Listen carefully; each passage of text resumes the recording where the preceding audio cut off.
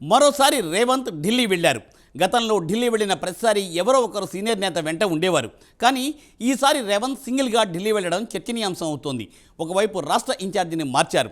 కులగణన రీసర్వే చేపట్టడంతో స్థానిక సంస్థల ఎన్నికలు వాయిదా పడ్డాయి. ఈ నేపథ్యంలో రేవంత్ హుటాహుటిన ఢిల్లీ వెళ్లడంపై రాజకీయ వర్గాల్లో ఆసక్తిని రేపుతూ ఉంటే కాంగ్రెస్ పార్టీలో మాత్రం ఉత్కంఠ నెలకొంది. ఈ సమయంలో రేవంత్ను ఢిల్లీ పిలిపించడంలో ఆంతర్యం ఏంటి? మంత్రివర్గ విస్తరణ ఫైనల్ కానుందా? మిగిలిన నామినేటెడ్ పోస్టులు భర్తీకి గ్రీన్ సిగ్నల్ వస్తుందా? అసలు రేవంత్ పర్యటన ఉద్దేశం ఏంటి? Let us watch the story.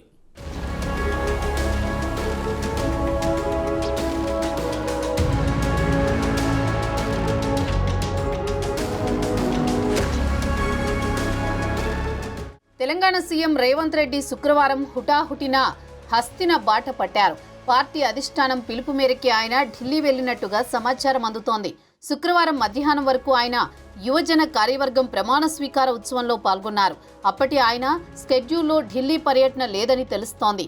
ఆయన పర్యటన మధ్యాహ్నం తర్వాత ఖరారైందని పార్టీ వర్గాలు చెబుతున్నాయి. కులగణనపై రీసర్వే జరుగుతున్న నేపథ్యంలో స్థానిక సంస్థల ఎన్నికలు కూడా వాయిదా పడ్డాయి. ఎమ్మెల్సీ ఎన్నికలు కూడా జరగనున్నాయి. త్వరలో రాహుల్ గాంధీని రాష్ట్రానికి తీసుకురావాలని నిర్ణయం కూడా తీసుకున్నారు.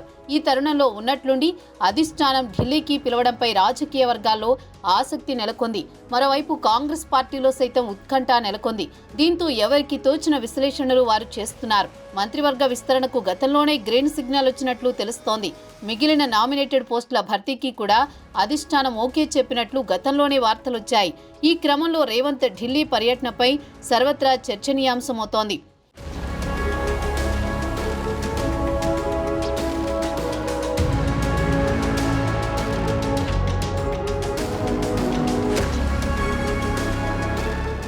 స్థానిక సంస్థల ఎన్నికల తర్వాత మంత్రివర్గ విస్తరణ ఉంటుందని ఇప్పటి వరకు భావించారు. అయితే స్థానిక సంస్థల ఎన్నికలు వాయిదా పడేట్లు కనబడడంతో మంత్రివర్గ విస్తరణ కార్యక్రమాన్ని చేపట్టాలని అధిష్టానం భావించినట్లు తెలుస్తోంది. దీంతో మంత్రివర్గ విస్తరణ జాబితా ఫైనల్ చేసేందుకే ఢిల్లీకి పిలిపించారని తెలుస్తోంది. మరోవైపు రాష్ట్రంలో ప్రభుత్వ పార్టీ కార్యక్రమాలపై పార్టీ పెద్దలతో చర్చించనున్నట్టు సమాచారం.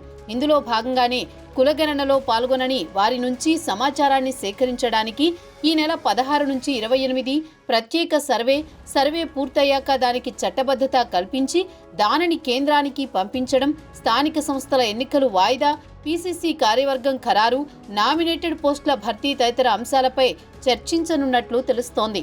దీంతో పాటుగానే మంత్రివర్గ విస్తరణ అంశం కూడా చర్చకు వచ్చే అవకాశం ఉందని సమాచారం. గతంలో అనేక సందర్భాల్లో సీఎంతో పాటుగా పీసీసీ అధ్యక్షుడు, డిప్యూటీ, ఉత్తమ్ లాంటి వారిలో ఒకరు తప్పనిసరిగా ఢిల్లీ పెద్దలు పిలిపించి మాట్లాడేవారు. కానీ ఈసారి మాత్రం కేవలం సీఎం రేవంత్ రెడ్డినే పిలిపించడంపై పార్టీ వర్గాల్లో ఉత్కంఠ నెలకొంది.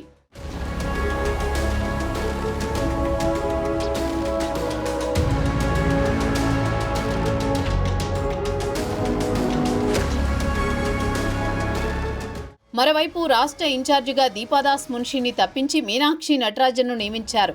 దీనిపై కూడా చర్చ జరగనున్నట్లు తెలుస్తోంది. గత నెల జనవరిలో 14వ తేదీన ఢిల్లీ వెళ్లారు. ఇప్పుడు కూడా 14వ తేదీనే ఢిల్లీ వెళ్లడంపై ఆసక్తికరమైన చర్చ జరుగుతోంది. ఢిల్లీలో ఏఐసీసీ కార్యాలయం ప్రారంభోత్సవానికి సీఎం రేవంత్ రెడ్డి జనవరిలో ఢిల్లీకి వెళ్లిన సంగతి తెలిసిందే. అప్పుడు రేవంత్తో పాటుగా డిప్యూటీ సీఎం భట్టి విక్రమార్క, మంత్రులు, టీపీసీసీ చీఫ్ మహేష్ కుమార్ గౌడ్, ఇతర ముఖ్య నాయకులు ఉన్నారు. ఆ సమయంలో అధిష్టానం పెద్దలను కలిసి మంత్రివర్గ విస్తరణ, టీపీసీసీ కార్యవర్గం కూర్పు, నామినేటెడ్ పదవుల భర్తీ వంటి అంశాలపైన చర్చించినట్లు తెలుస్తోంది.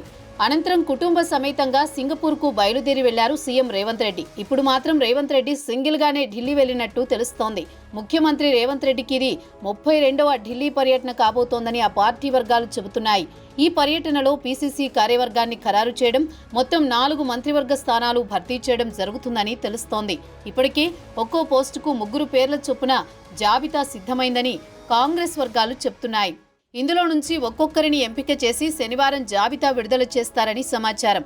మరో 3 డిప్యూటీ సీఎంలను కూడా నియమించాలని అధిష్టానం భావిస్తున్నట్లు తెలుస్తోంది.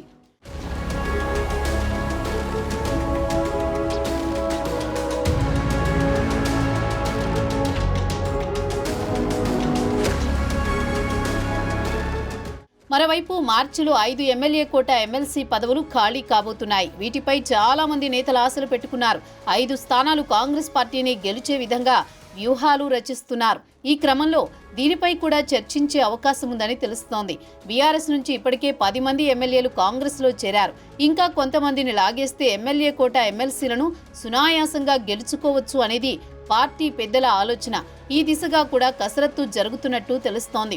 మరోవైపు బీసీ రిజర్వేషన్ బిల్లు ఆమోదించి దానిని కేంద్రానికి పంపాలని నిర్ణయించారు. దీంతో బీజేపీని ఇరకాటంలో పెట్టనున్నారు. ఇప్పటికే ఎస్సీ వర్గీకరణ అంశం పూర్తయింది. మొట్టమొదటిసారిగా దేశంలో కులగణన చేపట్టి రికార్డు సృష్టించింది తెలంగాణ ప్రభుత్వం.